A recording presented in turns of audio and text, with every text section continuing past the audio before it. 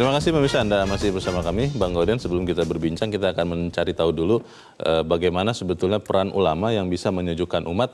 Kita sudah terhubung lewat saluran telepon dengan cendekiawan Muslim Azumardi Azra. Prof. Azra, selamat pagi. Iya, selamat pagi, Bung Leo.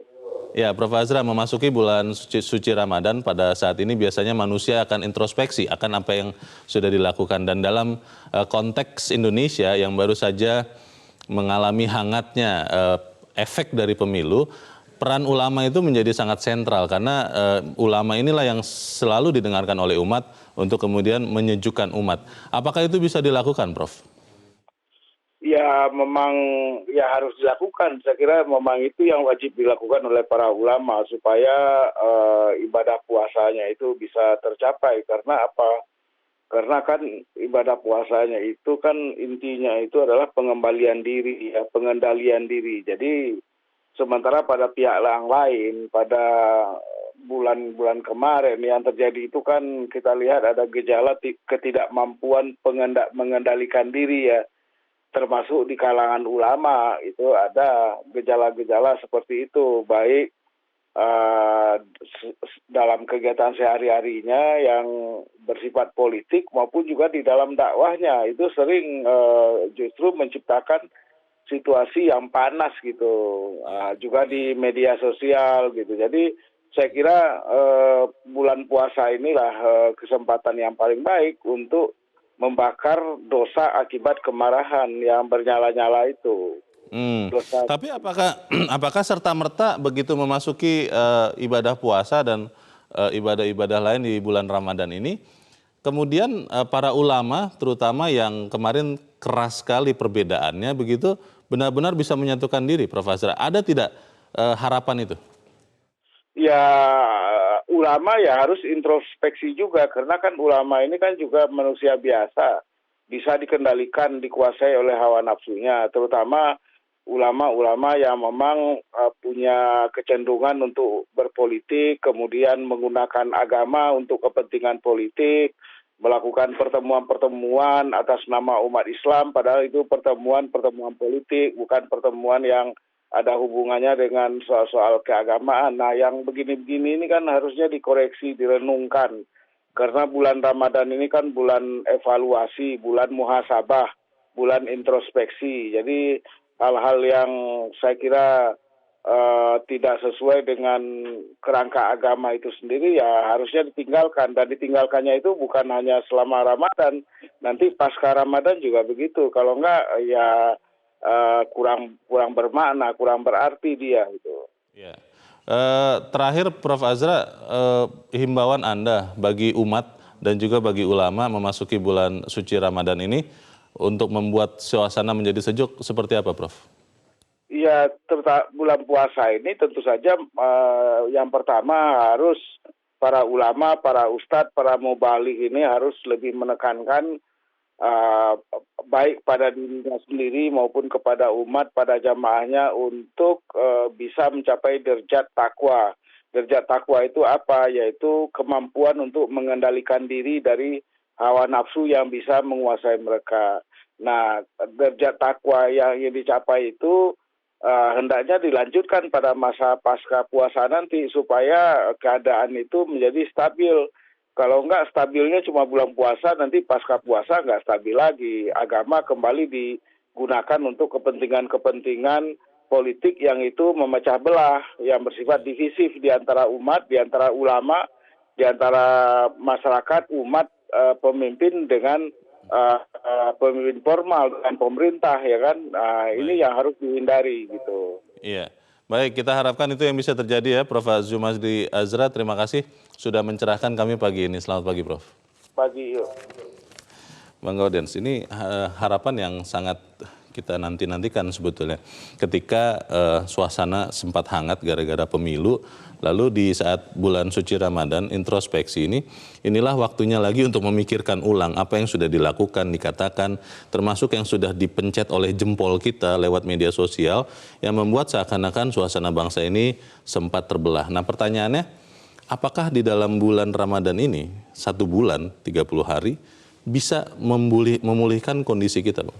Ya, tidak hanya bisa memulihkan kondisi kita, mestinya 1 bulan ini menjadi landasan yang baik untuk membangun akhlak yang lebih mulia lagi di dalam 11 bulan berikutnya. Oh, iya. Atau dengan kata Pak Profesor tadi itu kan jangan hanya 1 bulan ini, tapi inilah tantangannya. Biar seterusnya stabil tadi kata Profesor. Memang ada pemikiran dulu tuh ada wacana yang menarik sekali, jangan menarik-narik ulama ke dalam politik praktis. Biarkan ulama itu menjadi penuntun, menjadi pengingat ketika orang berjalan tidak lagi pada relnya di dalam rel politik kebangsaan.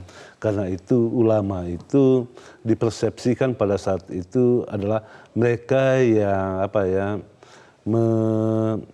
selalu mengeluarkan suara kenabian di padang gurun yang sepi, di jalan yang sepi gitu. Dan mereka menjadi penuntun orang supaya tetap bersatu tanpa membelah. Tapi kan sebagian kalau kita lihat kemarin terutama pada saat pemilu sudah masuk ke politik praktisnya. Nah, justru di situ yang ingin saya katakan. Ketika gerakan politik ulama yang diharapkan itu profetik etik, membawa suara kenabian itu dijauhkan, mestinya para ulama itu mewarnai politik praktis itu dengan tetap patuh, tetap taat pada moral dan etika. Nah, politik tanpa moral dan etika ya seperti inilah jadinya. Kita malah tercerai-berai. Mestinya kan perbedaan politik itu hanya ada sebelum kita masuk ke bilik suara. Ketika sudah menggunakan hak pilih, keluar dari bilik suara, kita bersatu lagi. Tidak ada lagi perbedaan itu. Karena apa? Karena kita sama-sama menunggu siapa pemimpin kita. Nah, bersabarlah sampai 22 Mei.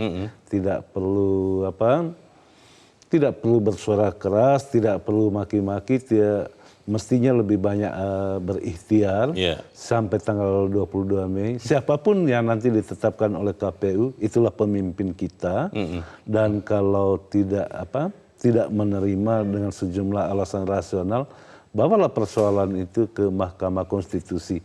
Konstitusi kita sudah mengatur itu seperti yang dikatakan dalam editorial. Pertanyaannya begini Bang Gaudens, terutama pada saat pemilu yang lalu 2019, itu banyak orang yang mengatakan pilihan mereka didasarkan pada apa yang dikatakan atau yang diarahkan oleh ulama mereka.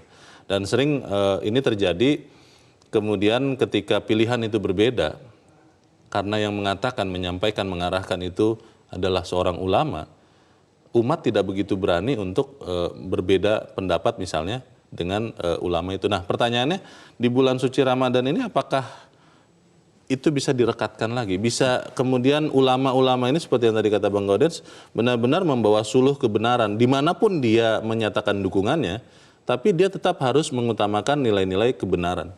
Ya, karena itu kan judul editorial itu kan merindukan ulama yang menyejukkan umat gitu ya. Nah, banyak sekali orang yang mengaku ulama, menggunakan aksesoris keulamaan, tetapi di dalam tradisi keindonesiaan itu mereka yang dipanggil atau disebut ulama itu bukan karena orangnya mau, tetapi karena sikapnya, keilmuannya yang menyebabkan orang itu diakui oleh masyarakatnya. Karena diakui oleh masyarakat sehingga perbuatan maupun lisan ulama itu menjadi panutan. Karena itu ketika ulama itu mengatakan si A itu patut menjadi pemimpin dalam konteks kepemiluan, rakyatnya juga berbondong-bondong ikut apa yang dikatakan ulamanya. Tetapi sekarang ini di dalam politik yang tidak lagi kalau dalam editorial itu disebutkan politik profan tanpa etika dan moral, agak susah kita mau mengikuti tuntunan itu kemana jalannya. Jadi tuntunan-tuntunan dari para pemimpin agama dan keagamaan itu sudah sulit kita sulit kita dapatkan. Karena itu selalu dikatakan gunakanlah hak pilihmu sesuai dengan hati nuranimu. Baik, pertanyaan berikutnya juga nanti mungkin akan kita jawab di bagian berikut adalah di dunia maya, Bang Gaudens. Ketika kemudian kalau saya membaca, katakanlah ambil contoh Twitter begitu, ada ulama yang menyuarakan kebenaran tanpa menyatakan dukungan kepada siapapun, itu netizen itu dengan sangat mudah dalam tanda petik dengan brutal itu mengatakan hal-hal yang kasar kepada ulama itu hanya gara-gara berbeda pendapat. Nah, moral yang begini jeleknya apakah bisa diperbaiki di bulan suci Ramadan ini akan kita bahas di bagian berikut. Pemirsa tetaplah bersama kami, Editorial Media Indonesia segera kembali. Terima kasih pemirsa, Anda masih bersama kami. Bang Gauden, sebelum kita lanjutkan diskusi, kita akan mendengarkan dulu pendapat dari pemirsa Metro TV terkait dengan editorial hari ini. Kita sudah terhubung dengan pemirsa Metro TV di Jember, Jawa Timur, ada Pak Ihwan. Pak Ihwan, selamat pagi Pak. Selamat pagi Bang Leo dan Bang Gauden. Selamat pagi Pak Ihwan. Silakan Pak, pendapat Anda Pak. Istilah politisasi agama itu pasti larinya kepada negatif. Gitu, mesti negatif. Kemudian kalau kemudian analisis itu dilakukan oleh para ulama yang memang kompetensi dalam hal seperti itu, analisis terhadap problem politik. Nah, mesti pendekatannya bersifat persuasif, edukatif, hikmah, kemudian tidak membedakan, gitu loh. Lalu mengajak, gitu loh. Nah, mengajak inilah yang sifatnya mesti sejuk, gitu loh. Nah, kemudian sekarang bulan ini adalah bulan pertobatan, itu Ramadan. Kemudian siam, puasa itu artinya menahan, menekan, mengendalikan diri, ngerem, bahkan berhenti. Kalau karena Allah itu namanya sabar. Sehingga sekarang ini, bulan Ramadan ini adalah refreshing, upgrading, training, maintaining tentang syariat, thariqat, hakikat, ma'rifat sampai ke sana. Dan itu dibimbing oleh para ulama yang sejuk, menyejukkan. Sehingga pendekatan politik itu harus melalui pendekatan dakwah, begitu. Nah, untuk itulah maka sangka menyangka, rasan-rasan mencari kesalahan. Nah, itu manusiawi. Tetapi kalau itu dilakukan secara realistik, rasional, kemudian faktual, nah untuk itu maka diperlukan argumentasi hukum yang ketat. Kemudian logika hukum yang ketat dan gawat, dan kemudian menggunakan apa yang dinamakan penelitian. Maka sabarlah nunggu, kemudian nanti melalui prosedur hukum, lalu adu argumentasi dengan fakta. Kalau memang iya, lalu bagaimana mengatasinya bersama. Nah, ulama di sini ini sangat menentukan karena mayoritas Indonesia itu Muslim. Kalau itu ulama itu menyejukkan, maka jelas masyarakat juga sejuk. Nah, itu melalui terstruktur. Nah, itulah yang penting ingin saya sampaikan. Coba bulan Ramadan ini jadikan sebagai upgrading, training, refreshing, dan maintaining tentang kehidupan keberagamaan. Baik, semoga itu yang terjadi. Terima kasih Pak Iwan di Jember, Jawa Timur. Selamat pagi Pak. Di belakang Pak Iwan ada Ibu Tuti di Bekasi, Jawa Barat. Bu Tuti, selamat pagi. Ya, selamat pagi Pak Gauden juga.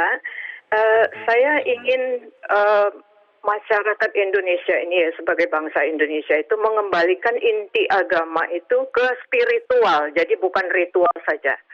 Karena saya itu kadang-kadang ya mendengar di TV dan lain-lain, kita selalu membahasakan diri sebagai rahmat sekalian alam. Jadi bukan perusak. Tapi yang saya lihat ternyata di mana-mana terjadi diskriminasi juga masih atas minoritas. Contohnya umpamanya izin tempat ibadah itu di tempat saya itu 30 tahun juga udah ribuan umatnya tidak didapat, Pak. Bagaimana itu rahmat sekalian alam? Oke. Kedua, kita menyatakan bahwa agama itu kan umpamanya mengajarkan kebersihan. Tapi ketika banjir kita melihat apa yang kita buang itu ada di sekitar kita. Jadi agama itu harus dikembalikan ke fitrahnya. Di alam kehidupan nyata itu kita di agama itu jadi pabrik kata-kata, Pak. Karena itulah kita akan bertengkar terus karena agama itu hanya pabrik kata-kata saja. Karena soal kepemimpinan pun, ya kita selalu menilai agama individual. Jadi bukan kemampuan mengelola pemerintahan gitu. Jadi sekadar ini. Baik, Bu Tuti, kalau menurut Ibu, apakah memang ulama bisa membawa perannya sebagai pengarah bagi umatnya? Karena kalau menurut Ibu Tuti tadi kan berarti agama itu sekedar semacam baju saja yang tidak terus-terusan dipakai oleh kita di dalam 24 jam kita hidup. Bagaimana Bu Tuti? Itu satu. Dan kedua, kembalilah kita kepada bahasa bangsa kita, yaitu bahasa Indonesia. Jadi bisa dimengerti oleh semua umat dan bisa ini. Sebagai contoh umpamanya, Menteri hari ini katanya mengimbau jangan sweeping. Bagaimana mengimbau? Apakah negara kita tidak punya aparat hukum? Jadi ini kan dualisme, Pak. Jadi agama jangan dibikin dualisme begini. Baik. Jangan mengimbau. Kalau itu hukumnya ada, tidak usah bicara apa-apa. Baik. Ditangkap saja kalau melakukan perbuatan melanggar hukum. Baik, terima kasih Bu Tuti untuk masukan dari Anda di Bekasi, Jawa Barat. Selamat pagi. Di belakang Bu Tuti ada Pak Bambang Saptono di Surakarta, Jawa Tengah. Pak Bambang, selamat pagi. Ya, selamat pagi Metro TV, selamat pagi Indonesia. Silakan Pak Bambang. Yang pertama, kami mengaturkan ucapan selamat menjalankan ibadah puasa bagi umat Islam sedunia dan khususnya masyarakat Islam Indonesia. Semoga bisa membawa kedamaian dan kesejukan umat. Amin. Begini, kami sebagai masyarakat masih benar-benar merasakan bahwa atmosfer panasnya politik dalam pemilu 2019 ini sangat terasa. Ini sejak sebelum Pilpres, saat Pilpres maupun setelah Pilpres. Nah ini syukur Alhamdulillah bahwa masyarakat Indonesia ini benar-benar sudah dewasa dalam berpolitik maupun menghadapi segala provokasi, kemudian ancaman-ancaman yang menakutkan, kemudian juga berita bohong, dan lain sebagainya. Nah, terus begini, ini terkait dengan Pilpres. Saya juga menyayangkan ini ada yang ngeklaim sebagai ulama, kemudian ikut campur terkait dengan Pilpres, apalagi juga mendesak atau menekan agar salah satu capres ini didiskualifikasi. Ini kan sangat aneh. Padahal apa? Majelis Ulama Indonesia sendiri kan sudah menyatakan bahwa ulama harus netral, ulama harus benar-benar menunggu terkait dengan Pilpres dan pemilu ini menunggu keputusan KPU. Begitu pula ormas Islam besar di Indonesia, Muhammadiyah dan NU. Ini kan sudah menegaskan ketua umumnya agar kita terkait dengan Pilpres maupun pemilu ini mempercayakan kepada KPU. Lah, kemudian Mas, ya, kemudian dengan suasana yang seperti ini, sebaiknya Kementerian Agama ini juga menghimbau kepada masjid-masjid dalam kegiatan Ramadan ini agar ikut menyampaikan kaitannya dengan menjaga Ramadan ini tetap sejuk dan damai, agar jangan dicampuri dengan politik seperti yang diskualifikasi dan lain sebagainya itu. Baik. Terima kasih Pak Bambang Saptono di Surakarta, Jawa Tengah. Selamat pagi Pak. Di belakang Pak Bambang ada Pak Edward di Bengkulu. Pak Edward, selamat pagi Pak. Selamat pagi Bung Gordian, selamat pagi Bung Leonard. Selamat pagi, silakan Pak Edward. Ulama itu konotasinya dalam Islam adalah orang yang berilmu dalam agama. Itu intinya. Tetapi ada hal yang menarik. Fenomena yang terjadi sekarang itu sudah diprediksi jauh sebelumnya. Nabi Muhammad SAW mengatakan bahwa nanti suatu masa akan ada ulama-ulama su. Nah, ini ulama su. Tolong diingat, tolong digarisbawahi. Ya mereka memang membawa ajaran-ajaran kesesatan. Ulama su namanya. Dan ada lagi apa yang disampaikan oleh seorang filosof Muslim, pemikir Muslim Ibnu Rushd mengatakan, karena Indonesia ini kan patron sifatnya, masyarakatnya akan mengikuti pemimpin. Sehingga ada suatu filosof Muslim yang menyampaikan bahwa kalau ingin menguasai orang bodoh, bungkuslah sesuatu yang batil dengan agama. Padahal ulama itu sebenarnya seperti yang disampaikan tadi adalah rahmatan lil manusia diciptakan. Itu rahmatan lil alamin, membawa keberkahan, keselamatan di atas bumi seluruhnya. Nah, jadi apa yang terjadi sebenarnya sudah diprediksi jauh sebelumnya. Nah, tinggal sekarang apa yang disampaikan oleh ulama-ulama lain. Ulama itu jangan seperti sekarang, modal sorban, modal kami sudah jadi ulama. Mereka harusnya berilmu. Nilai-nilai kesejukan berarti ya Pak Edward ya? Oke, terima kasih. Itu punya ilmu dan berakhlakul karimah. Baik. Baik, terima kasih Pak Edward di Bengkulu. Selamat pagi Pak.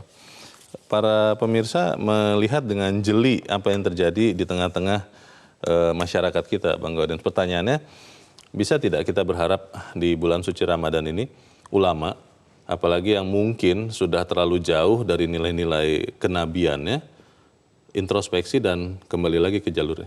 Ya, mestinya itu ya mereka yang disebut ulama itu kata dan lakunya, lisan dan perilakunya itu menyejukkan. Nah, kesejukan itulah yang tidak pernah kita dapatkan selama proses politik itu berjalan.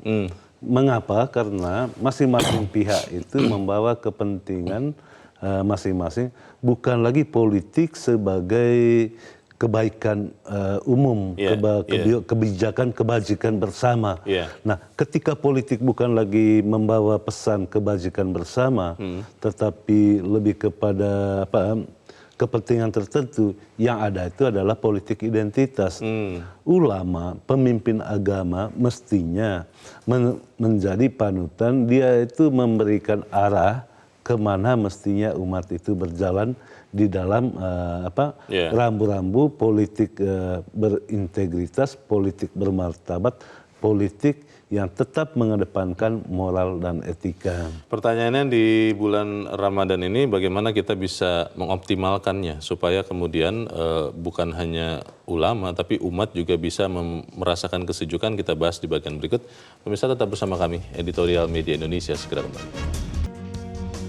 Terima kasih pemirsa, Anda masih bersama kami. Kita di bagian akhir dari diskusi kita pagi ini, Bang Gaudens.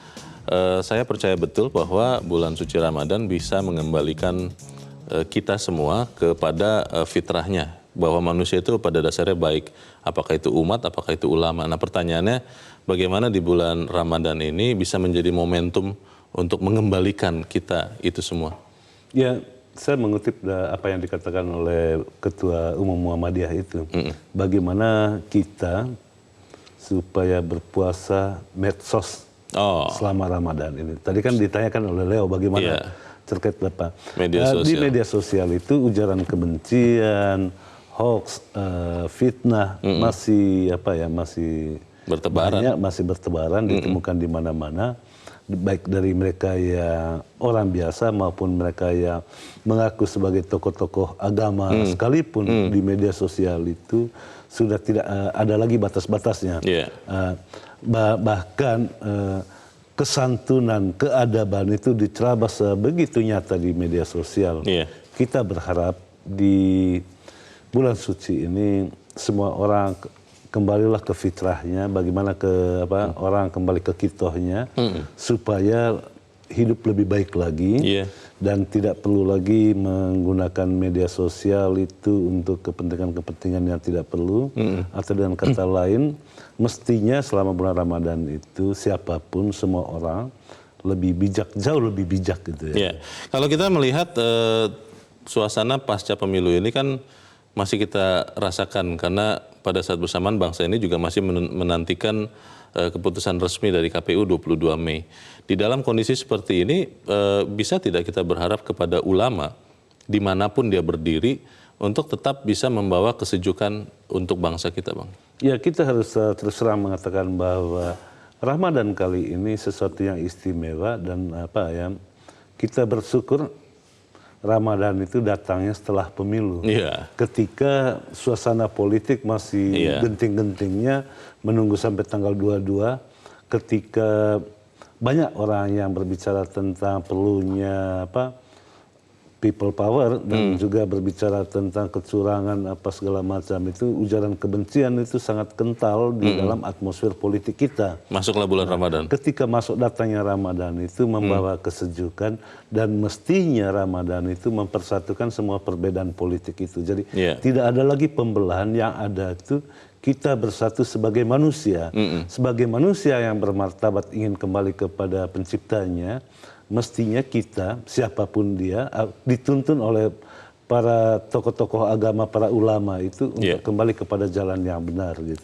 Dan kita bisa berharap itu terjadi, Bang, di tahun ini, Bang? Ya, kita sangat berharap Ramadan yang 1 bulan itu menjadi landasan yang kokoh untuk kehidupan berbangsa dan bernegara dalam 11 bulan berikutnya. Baik, semoga bulan Ramadan ini bisa membawa kita semua sampai kepada ujungnya, Idul Fitri, mengembalikan manusia kembali kepada fitrahnya orang benar, dan itu terjadi di bangsa kita, dipimpin oleh ulama tentunya. Terima kasih Bang Gaudens Siswadi sudah hadir di sini, Bang. Selamat pagi. Pagi, Bang. Pemirsa, sudah saatnya bagi ulama untuk membimbing, mengasuh, dan mengayomi umat untuk bersama-sama menyayangi Indonesia. Ketidakpuasan terhadap pemilihan umum harus disampaikan dengan cara yang damai, bijak, dan melalui jalur hukum sesuai dengan Undang-Undang Dasar. Peran ulama sangat strategis setelah pemilu, apalagi di masa bulan Ramadan untuk merajut kembali tenun kemajemukan yang sempat terkoyak untuk kepentingan politik. Masyarakat rindu kehadiran ulama yang lisannya menyejukkan dan perbuatannya patut diteladani. Saya Leonard Samosir, terima kasih Anda sudah menyaksikan. Selamat pagi.